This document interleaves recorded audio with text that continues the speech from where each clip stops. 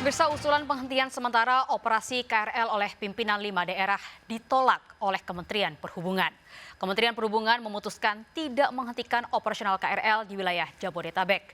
Meski demikian, Dirjen Perkeretaapian Kemenhub menyatakan meski tidak menutup operasional KRL, namun akan dilakukan pembatasan jumlah penumpang serta pembatasan jam operasional dengan tetap menerapkan protokol kesehatan.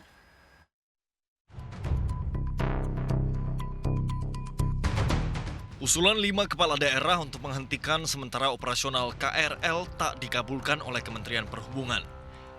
Penolakan oleh Kemenhub dilakukan dengan alasan penumpang yang bekerja di kantor yang masuk dalam pengecualian PSBB bisa tetap terlayani. Meski demikian, Kemenhub menegaskan pengoperasian KRL dilakukan dengan pembatasan, diantaranya membatasi jumlah penumpang, menempatkan petugas untuk melakukan fungsi pengawasan, serta membatasi jam operasional KRL dengan tetap menerapkan protokol kesehatan yang berlaku. PT Kereta Komuter Indonesia tetap mengoperasikan layanan KRL Jabodetabek mulai Sabtu 18 April 2020 dengan operasional waktunya sesuai dengan selama ini yang berlaku di masa PSBB dengan jam operasional jam 6 pagi hingga jam 6 sore dengan waktu keberangkatan dari kota-kota wilayah penyangga Jakarta ini pada kereta-kereta pertamanya adalah pada pukul 5 pagi. Keputusan tetap beroperasinya KRL di tengah pandemi virus corona disambut baik warga khususnya pengguna KRL. Warga beranggapan KRL yang menjadi transportasi publik penghubung wilayah Jabodetabek diperlukan, terlebih tidak sedikit perusahaan yang mewajibkan karyawannya tetap bekerja di tengah pandemi corona. Setuju sih, soalnya kan ada beberapa orang yang masih kerja kan PSBB gini.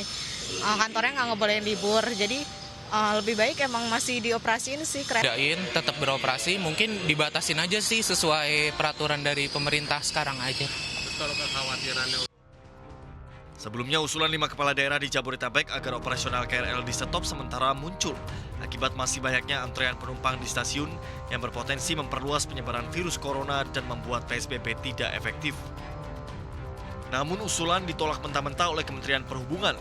Di tengah pandemi virus corona yang merebak ke seluruh penjuru negeri, warga memang tidak punya pilihan akibat tak sedikit kantor yang tetap mewajibkan karyawannya masuk dan bekerja. Kesadaran warga menjaga kebersihan dan kesehatan kini menjadi prioritas utama yang dibutuhkan untuk memutus rantai penyebaran virus corona. Tim Liputan iNews melaporkan.